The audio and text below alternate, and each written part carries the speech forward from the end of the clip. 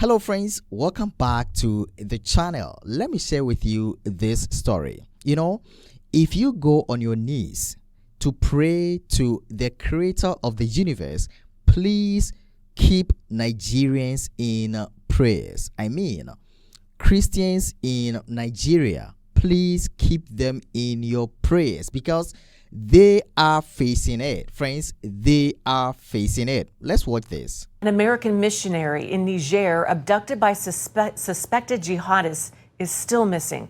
3 armed men took Kevin Rideout from his home in Niamey, the capital, more than a week ago, just 100 yards away from the presidential palace. Rideout is a pilot for the UK-based evangelical missionary agency serving in mission.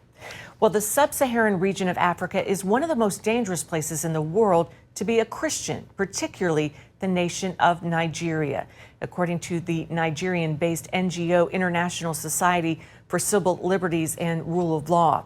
Well, since 2009, 125,000 Christians have been killed in Nigeria, including 600 clerics. 19,000 churches have been destroyed, 1,100 Christian communities displaced. Sunday, November 2nd, is the National Day of Prayer for the Persecuted Church, when churches around the world pray for their suffering brothers and sisters. CBN's Gary Lane spoke with Ryan Brown of Open Doors U.S. about the plight of Christians in Nigeria and how we can help them.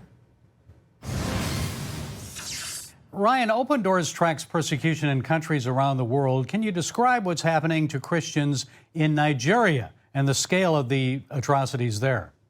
Yeah, unfortunately, we're seeing the continuation of a multi-year trend there in Nigeria. And I really think that what we see in Nigeria is representative of what is happening really across sub-Saharan Africa. And that is just an intensification of the violence with which Christians are experiencing persecution. We've seen just this summer alone multiple accounts of vast numbers of Christians being killed at one time, and these are horrific things, with Christians being locked in homes that are lit on fire as they try to escape, shot or attacked by machete, and it is a difficult and horrific reality that is happening there. Ryan, who's carrying out these attacks and what's their goal? There are a variety of different actors that are coming into play here. You do have forces like Boko Haram, as well as ISWAP, which is the Islamic State West Africa province group that have been active in northern Nigeria. However, a lot of the activity lately has actually been more so in what they refer to as the Middle Belt region in Nigeria. And this has been the Fulani extremists that are really acting out again and carrying out an extremist Muslim ideology and looking to attack.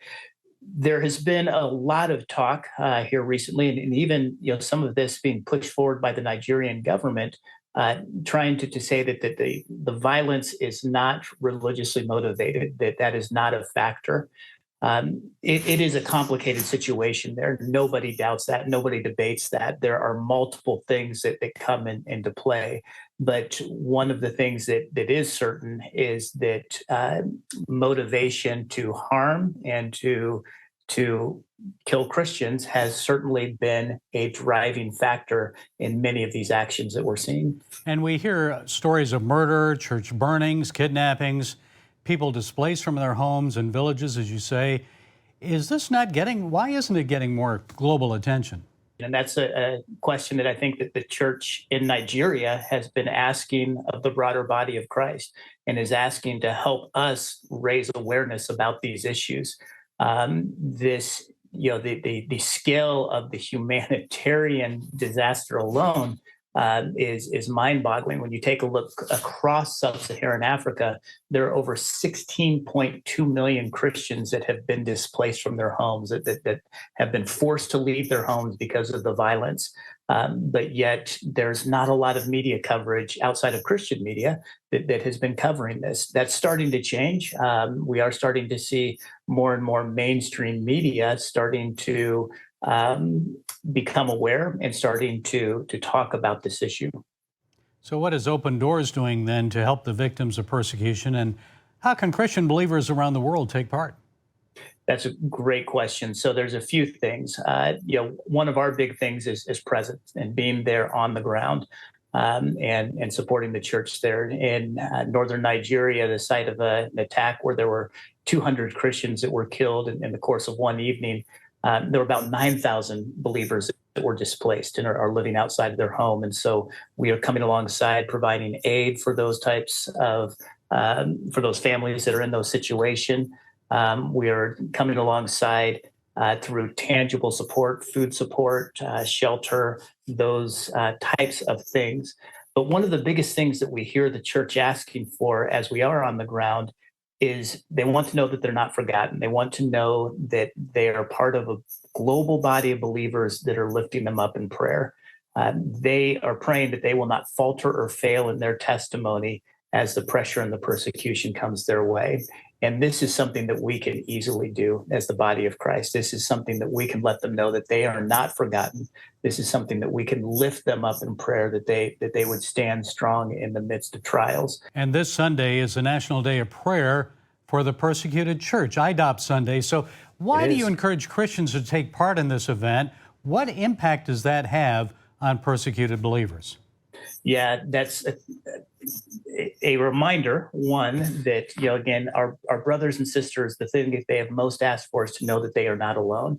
I think, one of the things that the enemy would most want to do for a Christian in persecution is to make them feel isolated, to make them feel that they have been forgotten, to make them feel that they are standing in this alone. And when the international body of Christ can come alongside on a day like the International Day of Prayer for the Persecuted Church, that sends a strong, strong message to our brothers and sisters to let them know they are not forgotten.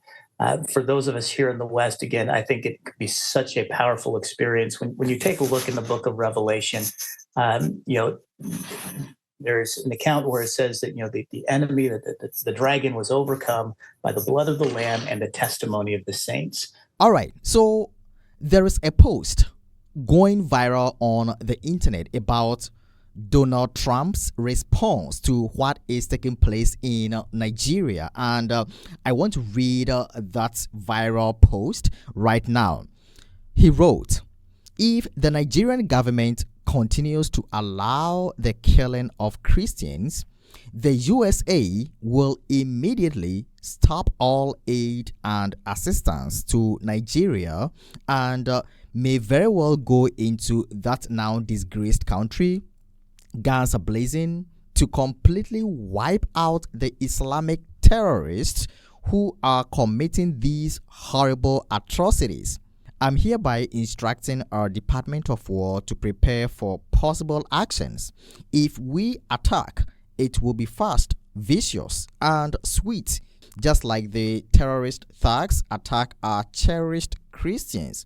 Warning, the Nigerian government better move fast." So, friends, this is the post that is circulating on social media about Donald Trump's response to what is taking place in Nigeria. Many Christians are happy. Many Christians across the globe are happy about what Trump just said concerning Nigeria. All right. And I don't know your response or your reaction to what Trump just said, but I noticed some words right in Trump's post. All right.